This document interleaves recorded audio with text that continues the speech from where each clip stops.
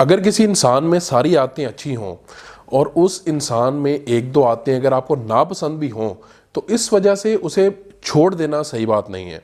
हम क्या करते हैं कि हम किसी इंसान ने हमारे साथ कितनी ही अच्छाइयाँ क्यों ना की हों, वो हमारे साथ कितना ही अच्छा क्यों ना हो, उसकी एक बुराई पकड़ के, उसकी एक बुरी आदत पकड़ के हम उस इंसान को जो है वो छोड़ देते हैं। एक कहानी से एक अहम सबक मैं आपको जो है वो बताना चाहूँगा। कहानी दो दोस्तों की कि दो दोस्त इकट्ठे सहरा में जा रहे थे और रास्ते में सफ़र करते हुए दोनों दोस्तों के दरमियान आपस में किसी मामले पे कोई तकरार, कोई बहस हो जाती है और एक दोस्त दूसरे दोस्त के मुंह पर थप्पड़ मार देता है। वो दोस्त जिसे थप्पड़ लगता है वो कोई रद्द-ए-अमल नहीं देता, बल्कि वो खामोश रहता है और नीचे रेत पर बैठ के वो रेत पे लिख देता है कि आज मेरे बेहतरीन दोस्त ने मुझे थप्पड़ मारा। और ये कहकर वो अपना सफ़र जारी रखते हैं। कुछ ही देर बाद वो एक नखलिस्तान पर पहुंचते हैं। नखलिस्तान सहरा में वो जगह जहां पानी मौजूद होता है और वहां वो क़याम का फ़ैसला करते हैं और साथ ही वो नहाना शुरू कर देते हैं।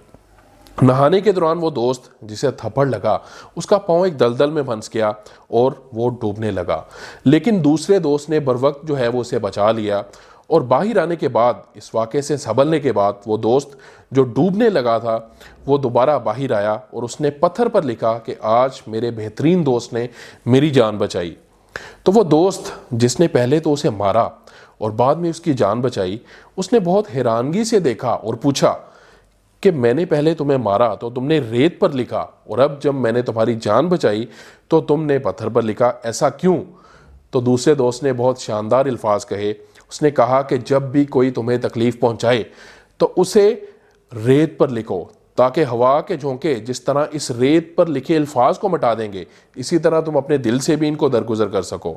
और जब तुम्हारे साथ कोई अच्छाई करे तो उसे पत्थर पर इस तरह लिख दो कि हवा का तेज़ से तेज़ झोंका भी उसे मिटा ना सके।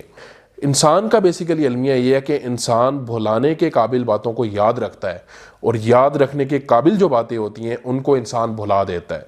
तो इंसान क्या करता है? इंसान चाहता है कि वो खुद कोई परफेक्ट इंसान तलाश करे। तो अगर इंसान खुद कामिल नहीं है तो ये इंसाफ की बात नहीं है कि वो दूसरे में कामलियत तलाश करे। तो मुखलिस इंसान तलाश करना, वो कहा जाता है कि मुखलिस की तलब हो तो पहले खुद खालिस होना पड़ता है।